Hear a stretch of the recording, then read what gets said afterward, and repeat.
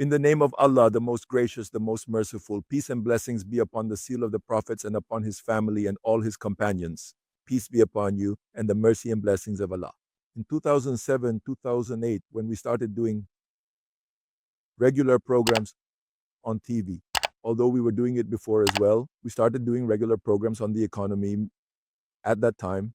We heard that China's GDP growth rate was 12%, 16%, and now the prediction is that it might go up to 22%.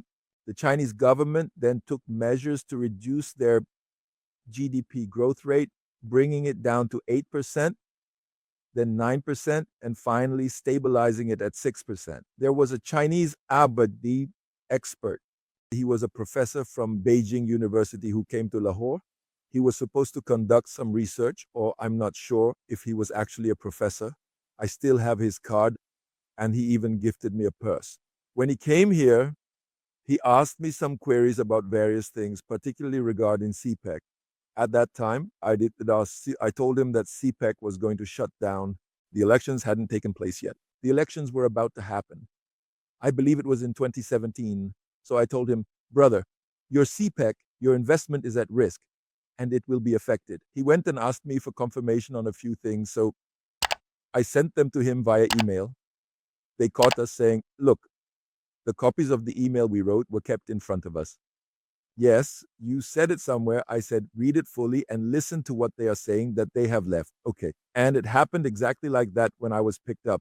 It had happened exactly like that. Razak Dawood had already said that we should put CPEC on the back burner. So what did I read and narrate? That was proven wrong. I said, okay. So that was an academician. He met with academicians, had a meal with me, and gave me gifts, etc. After that, he said to me, I am writing a report on this and I will take further input from you for it. So I gave him input, but I told him that if CPEC continued, it would benefit Pakistan, and if CPEC stopped, it would harm Pakistan. So I had to present Pakistan's case to him, right? Anyway, China's economy was somewhat booming recently. Our neighbor, who is a blogger, Abrar, has recently toured all over China. From the remote areas of China to its main cities, it is worth seeing. It is developing a lot. They have transformed the standard of living for millions of people. They used to say 1.8 billion in the report from 2 years ago. Now that figure must have reached a billion. In 2 to 3 million, you have managed to uplift them, meaning 800 million people have been brought out of poverty, always into the middle income and high income slabs. It has become the factory of the world, right? And as a result, the day Mr. Trump made the foolish decision to impose tariffs, my blog from that day stands as evidence that Mr. Trump could not sustain it. They will run, leaving their shoes behind, and even those shoes will be made in China, right? This will have significant effects, which I will explain later. They have exempted many things from tariffs, for example, what they take pride in. What is America's pride at this moment? Apple, the Apple brand, Apple's mobile, Apple's tablet, all of these are considered American pride. Anywhere in the world, if someone has an Apple phone in their hand, their status changes. Anyway, the duty on Apple had to be removed for the gentleman to go to America. Then there are many rare metals that are generally used in computers. When they are making chips, those chips contain entire systems that run the entire company, including financing. Now, this pride of America, Apple, where is this Apple made? It is made in China, meaning they have it made in China and sell their pride to the whole world. The profit from this robbery is not earned by America. It is earned by American shareholders who have bought shares in the Apple company. Now, as soon as a duty was imposed, the price of the Apple, which was $1,000 when they calculated it, it was reaching up to $3,000. They said Americans won't tolerate this, so they exempted it. What did they say after that? They said that the rare minerals which are used in your chips and various high-tech items, we also buy all of them from China. They said, let's address this as well. So, after all this, they removed the tariffs from all the important items. T for Trump, T for tariff. The terrifying U-turn, they took on the tariffs imposed by Trump. What kind of U-turns would Imran Ahmed Khan Niazi take? The ones that Trump, in a surprising turn of events, my brother, who has always been known for his strategic thinking and decisive actions, took a U turn.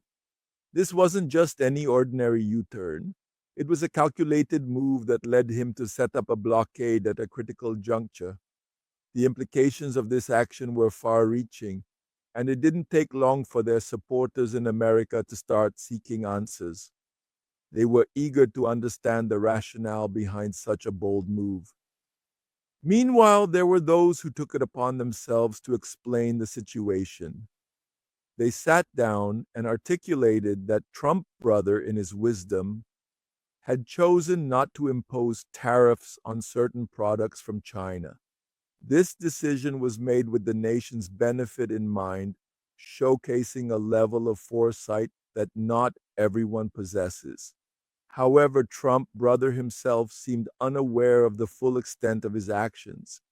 It's important to note that he's our cousin, a fact that often gets overlooked. While they are followers of Jesus, we are followers of Prophet Muhammad, peace be upon him. In the spirit of mutual respect, we should also say peace be upon him when mentioning Jesus. This acknowledgement highlights the brotherhood between the prophets, reinforcing the idea that Trump is indeed our cousin. Let's delve deeper into the blockade that Trump brother has set up. On the surface, it might seem like a straightforward action, but the underlying benefits and consequences are complex. Some might argue that this blockade could lead to what one might call America's downfall and decline. This position, which has allowed China to leverage its economic and production capabilities, has put Trump in a difficult spot. It has forced him to reconsider his actions, demonstrating to the world that America's claim to progress is not as solid as it appears. The facade of American dominance is, in reality, quite fragile, heavily reliant on China's cooperation. This illusion that America can simply look at a nation with a stern eye and bring it to his knees has been shattered. Trump brother, our cousin, has played a pivotal role in ending this illusion. As a result, China now stands on the brink of declaring itself the world's superpower. Although they are unlikely to make such a declaration, their actions speak volumes. They have a unique way of handling things. They might just open their eyes slightly, offer a subtle smile, and then return to their relentless work.